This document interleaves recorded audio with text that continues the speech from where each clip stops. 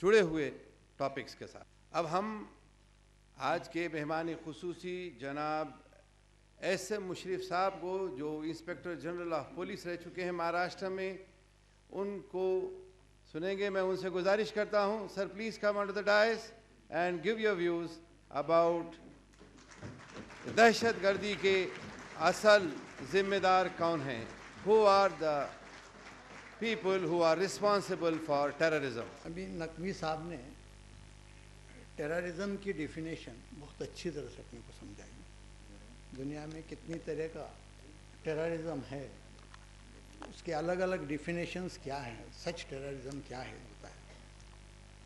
जब मैं सुन रहा था तो मैंने एक डेफिनेशन बनाई, सबसे बड़ा और सबसे बड़ी और सबसे बुरी दहशतगर्दी क्या है। वो डेफिनेशन मैं पढ़ के दिखाता हूँ। सबसे बुरी और सबसे बड़ी दहशतगर्दी, खुद ही दहशतगर्दी करके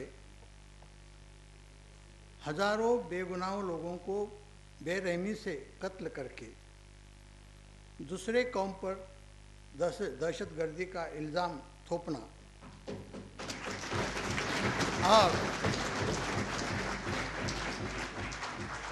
और खुद को बेशर्मी से देशभक्त कहलाना, ये सबसे बड़ी दहशत। और वो इंडिया में है और वो 2000 साल से, और उससे अपने को लड़ना है। फिर से मैं आपको बताना चाहूँगा कि हिंदू मुस्लिम सवाल ही नहीं है, मुस्लिम में सिर्फ बहाना है।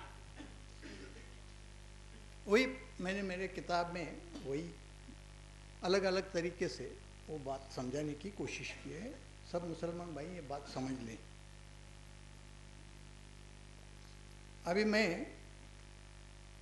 मेरे बुक में काफ़ी अलग अलग पहलू हैं। जैसे कोई बता रहा था कि यहाँ कम्युनल राइट्स, जो फसादी दंगे हैं, वो कैसे शुरू हो गए, कब से शुरू हो गए, उसकी वजह क्या है, जड़ क्या है। मैं तो अपने मुसलमान भाइयों को ये कहूँगा कि आप जो भुगत रहे हैं ये तो सब सिर्फ 100-125 साल का मसला है। खैरनार साहब और सावंत साहब, ये लोग जो भुगत रहे हैं ये 2000 साल से भुगत रहे हैं। ये इतना बड़ा मामला है। ये लोग हमारे साथ क्यों आए हैं? उनको पता है कि असली दहशतगर्दी क्या है, असली मामला क्या है। तो हम लोगों को भी ये बात समझना चाहिए। अभी उसके बाद मैंने मेरे बुक में दूसरा बताया कि दहशतगर्दी का जो शैतान खड़ा किया गया, वो जानबूझ के कैसा खड़ा किया गया, झूठा। सिर्फ इंटेलिजेंस एजेंसी और मीडिया दोनों ने मिलके ये दहशतगर्दी का शैतान खड़ा कर दिया। फिर उससे बम धमाके शुरू हो गए। बम धमाके किसने किए, अभी धीरे धीरे बात सामने आ रही है। मैंने तो मेरे किताब में पहले ही लिख के रखा है। उसका जो इन्वेस्टिगेशन या उसकी जांच हुई वो किस तरह से हो गई, कहाँ पे उसे रुकाया गया, कहाँ उसका मूड बदल गया, ये भी मैंने बताया है। फिर मैंने जो मालेगांव का ब्लास्ट है और उसका जो इन्वेस्टिगेशन हुआ, उसे मैंने कुदरती इन्वेस्टिगेशन बोला है। कुदरत नहीं कर रहा था। अगर वो नहीं होता और उसके बाद अगर करकरे नहीं आते तो आज अपने हालात क्या होते हम सोच भी नहीं सकते। ये तो कुदरती हो गया, फिर भी उसे दबाने की कोशिश हो गई और फिर फरिश्ता आ गया हेमंत करकरे, और उसने जो एक मोड़ दिया, पूरे अपने कम्युनल हिस्ट्री को उसने मोड़ दिया इंडिया की। तो जो इन्वेस्टिगेशन है मालेगांव बम ब्लास्ट 2008 का, उसकी अहमियत बहुत ज़्यादा है। तो ब्लास्ट में सबसे अहम चीज़ उसने क्या निकाली, तो उसने 2 लैपटॉप जो सीज किए इन्वेस्टिगेशन में, एक कर्नल पुरोहित के पास से और दूसरा स्वामी महंत दयानंद पांडे के तरफ से। उसमें क्या था, उसमें पूरा रोड मैप था आर्यावर्त हिंदू राष्ट्र का।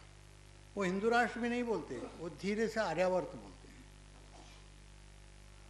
तो ये आर्यावर्त का पूरा रोड मैप ही था उसमें।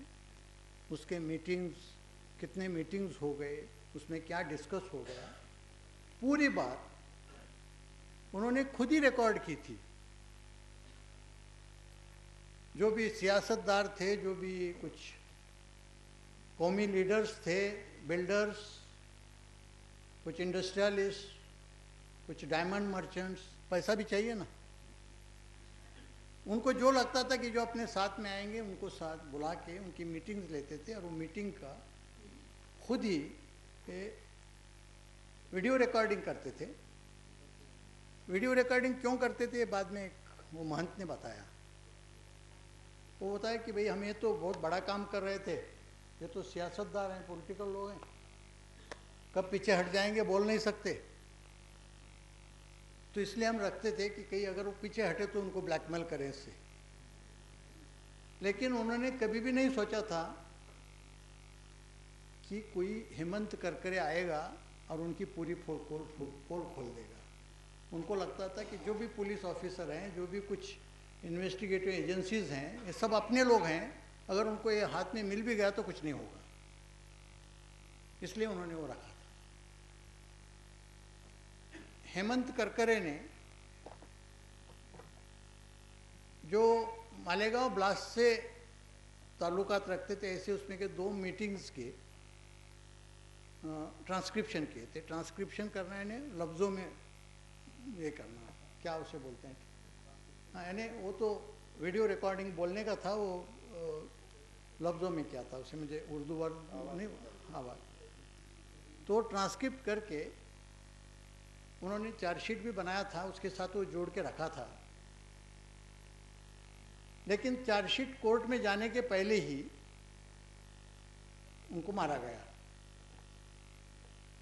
लेकिन वो चार्जशीट तैयार था, काफ़ी बहुत से लोगों को मालूम था, इसलिए वो चार्जशीट और वो 2 मीटिंग के जो ट्रांसक्रिप्ट हैं वो कोर्ट में भेजना उनको ज़रूरी हुआ, तो उन्होंने वो कोर्ट में भेज दिया। उसका एक ट्रांसक्रिप्शन अभी जब कोर्ट में चार्जशीट के साथ जब ट्रांसक्रिप्शन भेजते हैं तो पब्लिक डॉक्यूमेंट होता है, आप मैं कोई भी उसे मांग सकता है, आप भी मांग सकते हैं।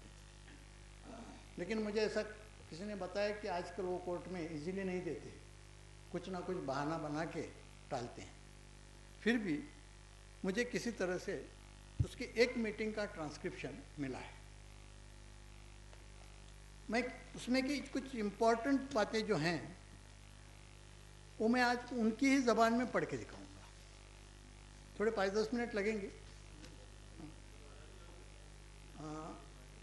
तो उसमें मैंने कुछ चेंज नहीं किया, उनकी ज़बान में मैं बता रहा हूँ। अभी नकवी साहब बोले कि उन्होंने मुबारकबाद दी आपको, किस वास्ते, आज रिपब्लिक डे, गणतंत्र दिवस। रिपब्लिक डे यानी क्या, स्वतंत्रता दिन और गणतंत्र 2 दिन मनाते हैं हम, एक 15 अगस्त और दूसरा 26 जनवरी। इसमें फ़र्क क्या है? 15 अगस्त को ब्रिटिश चले गए और बोले कि तुम्हारा कारोबार संभालो, ये 15 अगस्त। लेकिन कारोबार करे कैसा, किस तरीके से हमारा देश चलाए, एक कॉन्स्टिट्यूशन में लिखा। और कॉन्स्टिट्यूशन इस तारीख 26 जनवरी से इम्प्लीमेंट हो गई, तो वो 26 जनवरी है। तो अभी ये जो मीटिंग है कि मैं जो आपको बताने जा रहा हूँ, ये मीटिंग में सभी देशभक्त लोग हैं कि जो खुद को बहुत बड़े देशभक्त कहते हैं।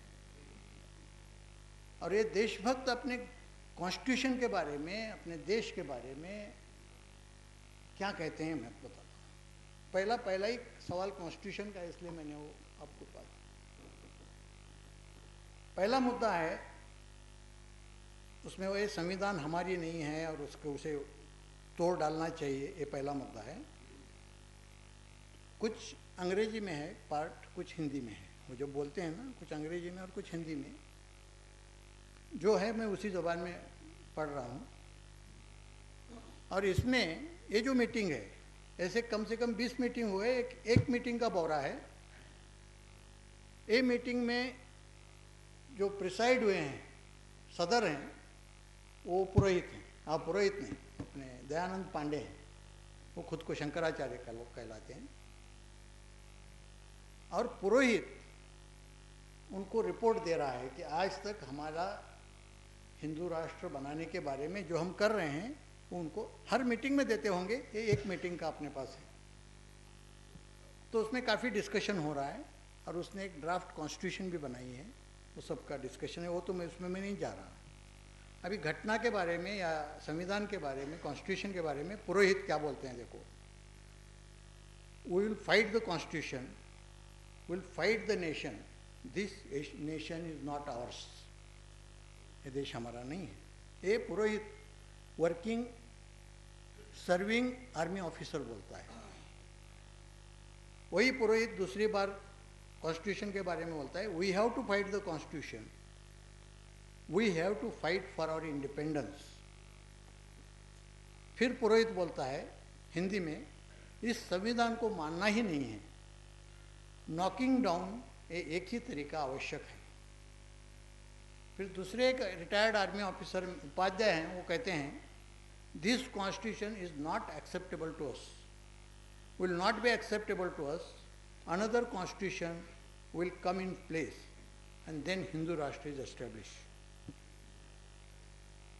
फिर ये एक मुद्दा हो गया। अभी दूसरा मुद्दा जो है वो हिंदू राष्ट्र प्रस्थापित करना, उसकी एक गवर्नमेंट इन एक्साइल, यानी अगर राष्ट्र भी नहीं हुआ तो एक गवर्नमेंट फॉर्म करके बाहर, देश के बाहर वो गवर्नमेंट करना, उसे गवर्नमेंट इन एक्साइल बोलते हैं। और ये हिंदू राष्ट्र का मामला इंटरनेशनल फोरम में या यूनो में ले जाना, इसके बारे में उनका डिस्कशन चल रहा है। उसमें पुरोहित बोलते हैं, ये भारत हमारा हिंदू भारत देश नहीं है, जो हम जीत के हासिल करेंगे वो हिंदू भारत देश होगा। We have to fight our independence, we have to take this issue to the international forum at the earliest. फिर उपाध्याय बोलते हैं, स्वामी जी को एड्रेस कर रहे हैं, हम एक सेंट्रल गवर्नमेंट इन एक्साइल स्थापन करें, यानी देश के बाहर एक गवर्नमेंट स्थापन करें। तो कोई तो बोलता है कि भाई थोड़ा लोगों को तो आने दो, तो उस पर वो बोलते हैं जो आते हैं उनको आने दो बाद में, लेकिन अगर लोगों के लिए वेट करते रहेंगे तो लोग आते ही रहेंगे ज़िंदगी भर, यानी उनको जल्दी करना है। फिर उपाध्याय बोलता है, till we achieve the government in exile will work with in the system, तब तक हम सिस्टम में वर्क करके उसे सबोटाइज कर देंगे, तोड़ देंगे, ऐसा उनका कहना है। सुधाकर द्विवेदी यानी उनका ही नाम दयानंद पांडे बोलते हैं, ये जो मीटिंग है इसका उद्देश्य है कि बीजारोपण कर दे, एक बार उसका बीजारोपण कर दे। इसका बीज लगाने से मतलब है, इसका मेन फंक्शन है यूनो तक इस मामले को पहुंचा के वहाँ से रजिस्ट्रेशन करना है और गवर्नमेंट इन एक्साइल का निर्माण कर लेना है। उनको ये यूनो में मामला ले जाना है। फिर पुरोहित तीसरा मामला है कि ये जो हिंदू राष्ट्र जो कर रहे हैं, इसके लिए इन्होंने नेपाल की जो उनका नेपाल से कि किंग से जो डिस्कशन हुआ उसके बारे में बताते हैं पुरोहित कहते हैं कि किंग ज्ञानेंद्र के साथ हमारी मीटिंग तय हुई थी 24 जून 2006 को, और पिछले साल 13 फरवरी 2007 को ये मीटिंग तय हुई थी टेलीफोनिकली। एक कर्नल प्रज्वाल हैं ये इसके नेपाल के, उनको अभी अभी इंटेलिजेंस के ब्रिगेडियर बनाया गया है। उन्होंने बहुत कष्ट